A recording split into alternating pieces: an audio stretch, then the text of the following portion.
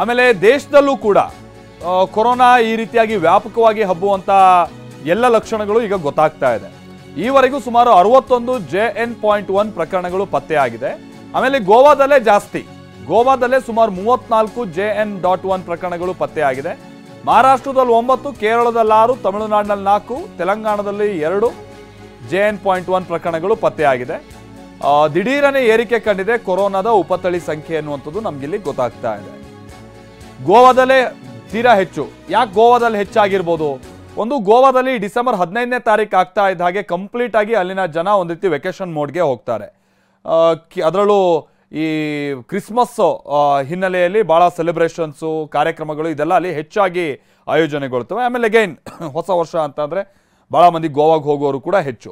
ಈಗ ಈ ಕ್ರಿಸ್ಮಸ್ ಸೆಲೆಬ್ರೇಷನ್ನ ಕಾರಣದಿಂದಾಗಿ ಅಲ್ಲೆಲ್ಲ ಆಯೋಜನೆಗೊಳ್ಳುವಂಥ ಕಾರ್ಯಕ್ರಮಗಳು, ಪಾರ್ಟಿಗಳು, ಇದು ಈ ಕೇಸಸ್ ಹೆಚ್ಚಾಗೋಕ್ಕೆ ಕಾರಣ ಆಗಿರ್ಬೋದಂಥ ಚಾನ್ಸಸ್ ಇದೆ.